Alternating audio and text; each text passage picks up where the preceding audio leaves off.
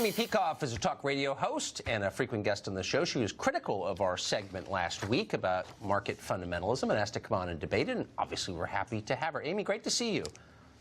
Thanks for having me back, Tucker. Thank you. So our tax code and our regulatory schemes, every single one of them, every tax, every regulation either encourages or discourages human behavior. And since we know that strong middle-class families, independent families, are the basis of democracy and of a market economy, for that matter, why wouldn't we do what we can within reasonable limits to support strong middle-class families?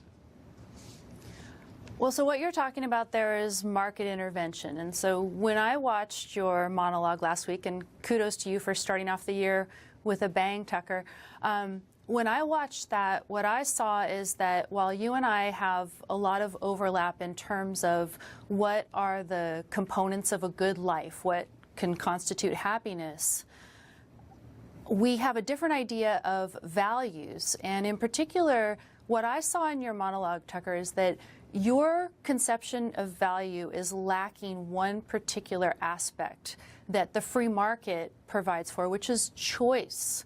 Values depend on choice, and they depend on them not just because you have to exercise reason and free will to produce human values. That's kind of a separate exercise. But if you take purpose, for example, which you talked about as a component of happiness, purpose is something that if it's going to make you happy, for you to pursue a purpose in life, it's something that you choose for yourself. I mean, imagine if the government gives you a list of approved purposes. Every market intervention, the ones that you were talking about in the intro here, you know, the regulations and the tax code and everything else, are little bits of force that the government exerts to keep people from making free choices. And a value requires that you choose it, you know? That's really, I think, the fundamental difference between what you're saying is, what you're saying is true, that all law, all regulation, all taxes, as I said in the intro to my question to you, encourage or discourage human behavior and therefore limit choice. That's their nature, okay? That's never going to change.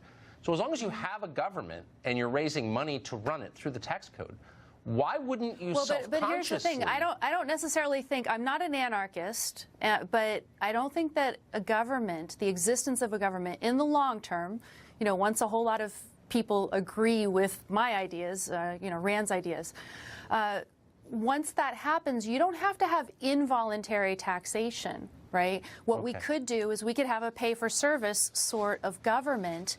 And, you know, there's proposals about how to do this, but it's so far down the road, it's very but I wonder, right here's the... But it doesn't depend on force, I was a libertarian for many years, so I know the nature of the fantasy, but I'm wondering, let me just ask you this. You dislike socialism like a fantasy right now, yes. You dislike socialism a lot, of course, and I don't think it works either. We're about to get it, that's very clear. We're going to get socialism. Ocasio-Cortez is famous for a reason, and we are acting like the Romanovs, everything's fine, and that's the reason we're about to get this system that you hate.